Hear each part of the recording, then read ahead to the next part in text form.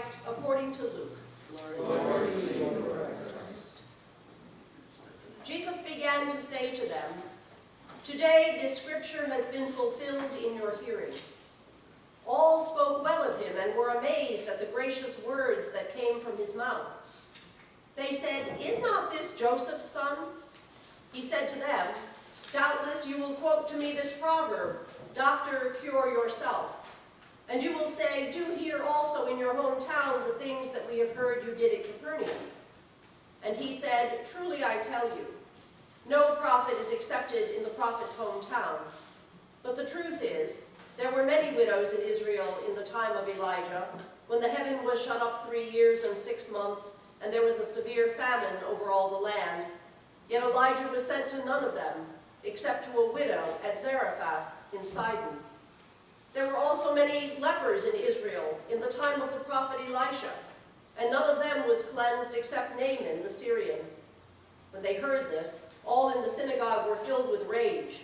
They got up, drove him out of the town, and led him to the brow of the hill on which their town was built, so that they might hurl him off the cliff. But he passed through the midst of them and went on his way." This is the gospel of the Lord. Praise to you, Lord Christ.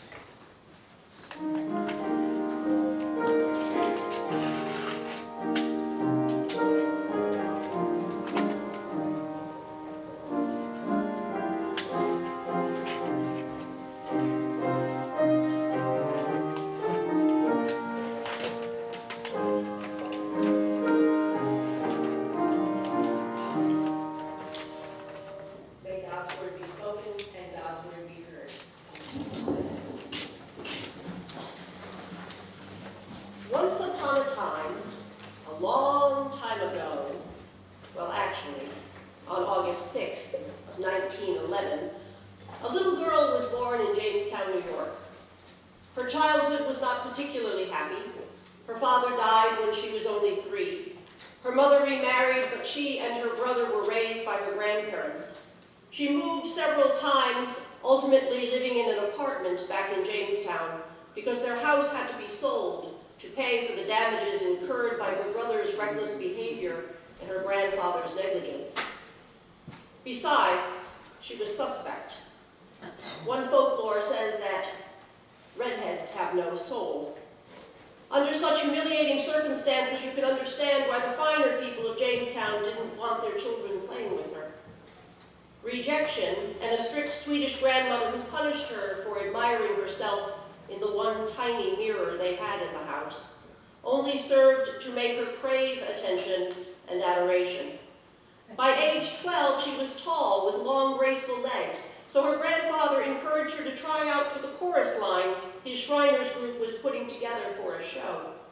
That experience on the stage was when she found her calling to become an entertainer.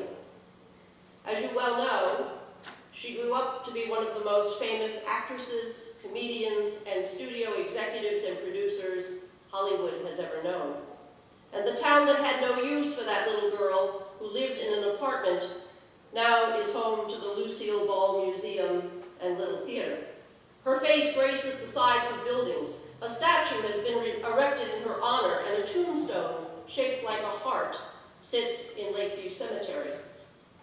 She never forgave Jamestown and always claimed to have grown up in the West. The tributes to her in Jamestown only developed after her death. So why am I telling you this story? So that you can understand what Luke is telling us in today's gospel. Like Lucy, Jesus had a humiliating childhood.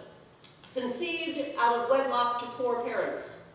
Born in Bethlehem, so these folks never knew him as a tiny baby. He had spent the first few years of his life in Egypt, and no doubt he had picked up some strange customs. He had spent all of his time in the shop with his father Joseph, living a quiet, albeit pious life. Now here he is, coming through town on his teaching tour. They've heard about him, this famous rabbi. Some say he performs miracles. Some say he is the promised king. Others a great prophet. Israel hasn't had a prophet for 400 years by this time. He reads from the scroll of the prophets in the synagogue, and everyone is amazed. Wait a minute. Isn't this Yeshua, Joseph's son? Wow. I see what everyone is talking about. When did he learn to read? And so eloquently and with authority. Now let's read between the lines. They went to claim him as theirs. Now that he's special, they want him to make them special. Forgetting how they treated him as a child, they want to say he is one of theirs. Maybe make a museum. Have special appearances at the synagogue. Charge for admission. You get the idea. But Jesus knows this. So after they have laid on him their praises and adoring compliments, he says, "So I suppose now you're going to quote a proverb to me. Physician, heal yourself." This phrase means to use on yourself, or in this case on your own hometown, what you have been giving to everybody else. And he goes on to rub in the salt by giving them two examples of great prophets who did not perform miracles for their own people, but instead showed God's power, love, and mercy to foreigners. Elijah to a Phoenician woman and her son, and Elisha to Naaman the Syrian. Ouch. They can't claim him as theirs now. They can't profit off of him. He is not going to make them special. No favoritism, no nepotism. God's grace, mercy, and justice will go to those whom God chooses. So now you understand why they dragged him to the edge of a cliff and tried to kill him. There are two lessons that we can take away from today's gospel.